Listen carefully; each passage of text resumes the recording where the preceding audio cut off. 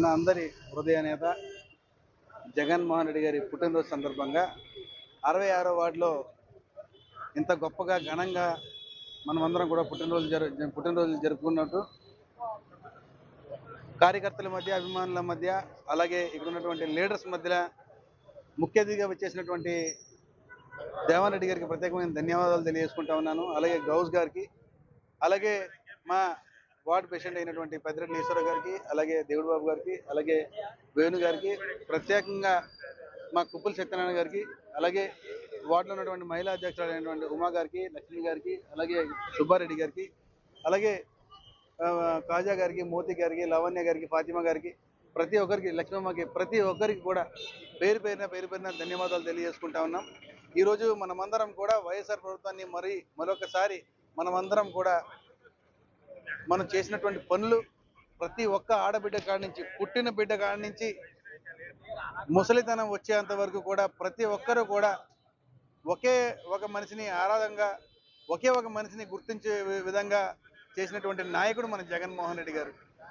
ఏ విధంగా అని చెప్తే, ప్రతి ఒక్క చెల్లికి ఒక అన్నయ్యగా, అలాగే ఒక అక్కకి ఒక తమ్ముళ్ళ, అలాగే ఒక చిన్నారికి ఒక మామయ్యలా, అలాగే ప్రతి ఒక్కరికి కూడా నేనున్నాననే భరోసానిచ్చి ఈరోజు వైద్యాన్ని ఏ విధంగా ప్రతి ఒక్కరికి అందాలని చెప్పేసి అతను చేపట్టినటువంటి 17 మెడికల్ కాలేజీలు మీ అందరూ చూస్తూ ఉన్నారు.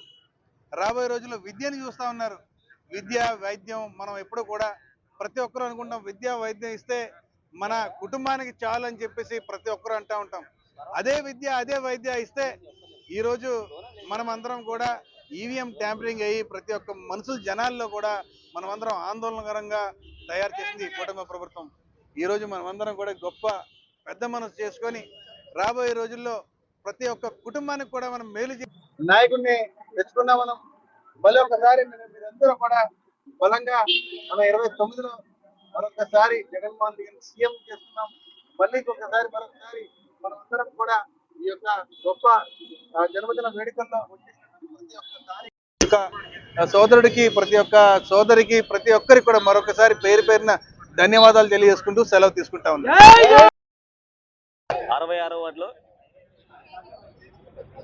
మన 66వ వార్డు కార్పొరేటర్ అయిన మహమ్మద్ ఇమ్రాన్ గారి ఆధ్వర్యంలో వార్డు అధ్యక్షులు పెద్దిరెడ్ల ఈశ్వర గారు, అలాగే ముఖ్యంగా కుప్పిలి సత్యనారాయణ గారు, మన సీనియర్ నాయకులు ఊనా శ్రీను గారు, ఎన్నేటి కనకారావు గారు, వేణు గారు, మదీనా గారు, దేవుడు బాబు గారు, ఈశ్వరరావు గారు, ఉమా గారు, ప్రతి ఒక్కరూ ఇందులో పాలు పంచుకోవడం ఒక అదృష్టంగా భావిస్తున్నాను.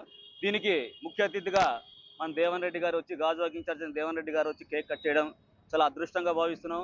మన వార్డులోనే కాదు, మన కాన్స్టిట్యున్సీలోనే కాదు, మన రాష్ట్రంలో కాదు, మన దేశంలో కాదు, ప్రపంచం మొత్తం ఈరోజు జగన్మోహన్ రెడ్డి గారు బర్త్డే జరుపుకుంటున్నారు.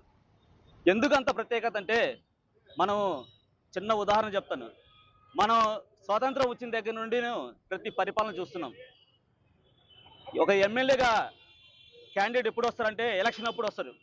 ప్రతి ఒక్కరికి దండం పెట్టి, అమ్మా నీ కష్టంలో నేను పాలు పంచుకుంటాను, నాకు ఓటేయండి అమ్మనేసి ప్రతి ఒక్క ఎమ్మెల్యే క్యాండిడేట్ రిక్వెస్ట్ చేసి వెళ్ళిపోతారు. మళ్ళీ కల్పిస్తారా మనకి? మళ్ళీ కల్పించరు. ఏదన్నా ఫంక్షన్లకు కానీ, పెళ్లిళ్ళకి కానీ కల్పించడమే కానీ మళ్ళీ ఆ ఎమ్మెల్యే క్యాండిడేట్ అన్నవాడు ఏ ప్రభుత్వం అయినా కానీ మళ్ళీ కల్పించడు.